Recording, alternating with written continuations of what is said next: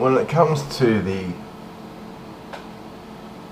network you're running, so we've organized the retina now.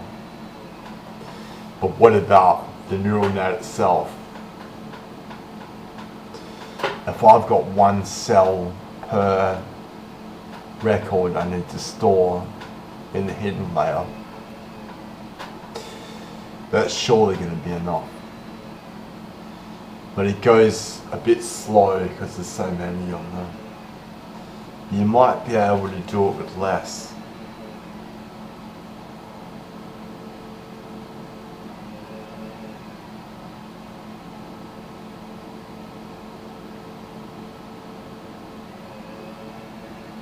But I can't remember why. So if you've got one cell per record that's going in, and if you have diodes on the activation function, which is called rectilinears,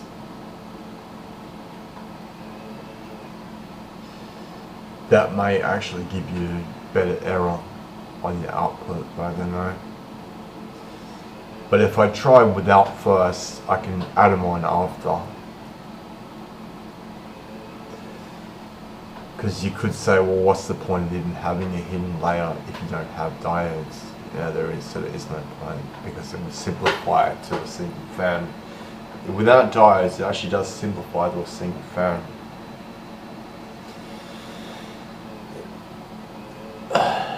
So, makes you wonder, maybe you do need diodes. Oh yeah, without diodes you can't support logic functions, it's true. Yeah, so there's no point having more than having depth. Without diodes you can't have depth, and you actually don't support logic functions. But I thought, oh, what the hell, don't support logic functions, and see if you can still get 10% error on your record set, without diodes. You might be able to. So if I've got one cell in there per record that's going in,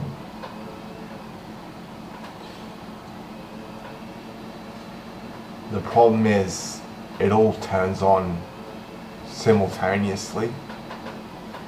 So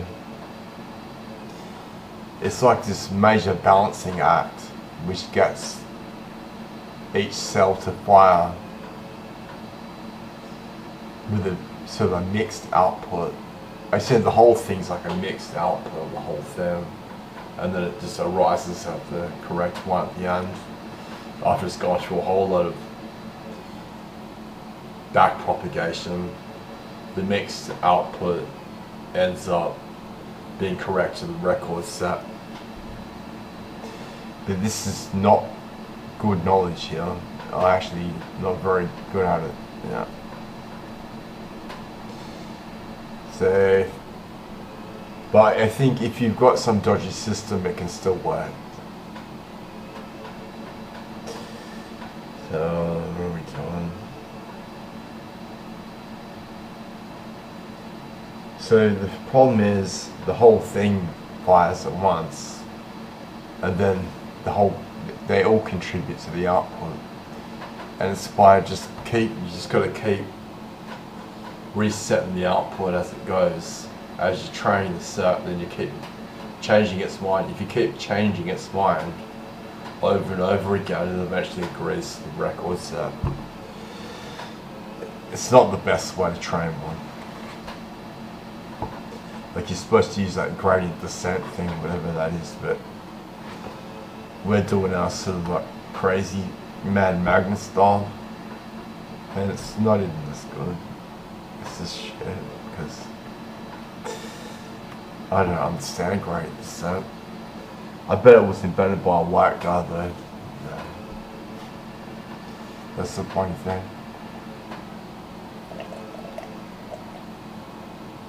Yeah, that's what the little black dudes do when they go into pretend school, because you just need to go.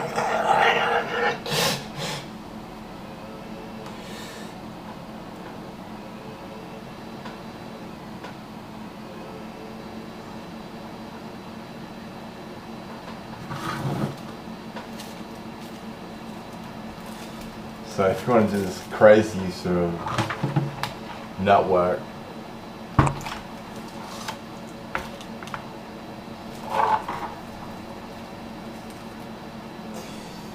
it could work, but you got to make sure, because if you want to keep repegging the output at your HD record, then just slow the cells down. It has, it takes ages. Are you saying it's slow to start with? So you got to make sure you do it really quick with simple code. But I suppose the truth is, if the error goes down, it should have worked.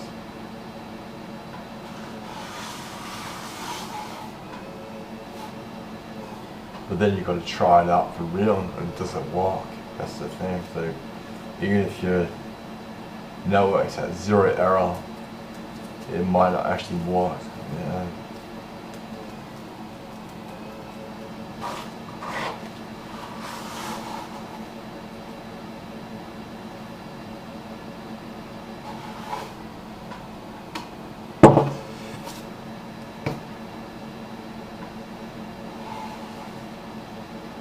So the way I do the network is kind of funny.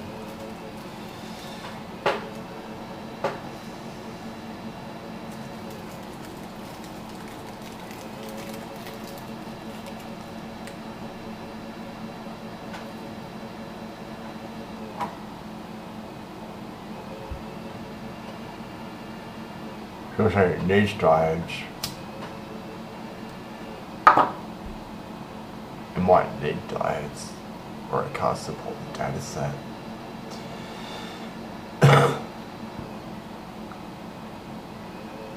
Oh yeah, and if you get an error report of 50%, it's just pure noise. Yeah. So you've actually got to be under 50% to register any data. Yeah. So if you got, I got 50%, it's actually nothing, 50%.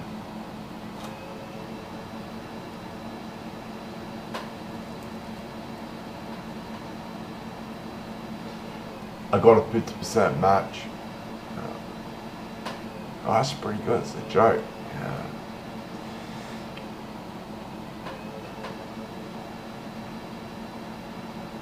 I've got a 50% match on my neural network.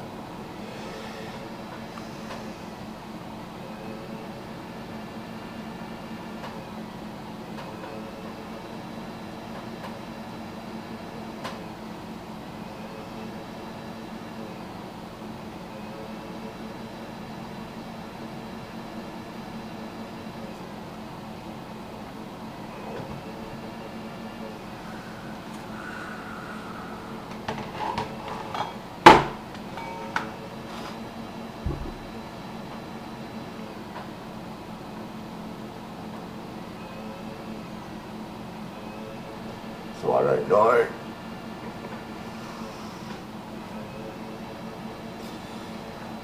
What I'm going to do. Okay, so if you got a cell per record,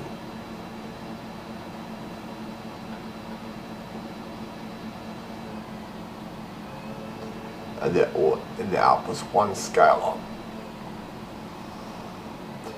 I've sort of got to make that record match that output, but that's only if the other ones didn't activate.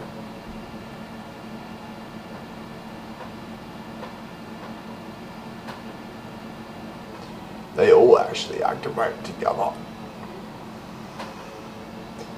So you've actually got a bit of the output in a lot of the cells on the wiring.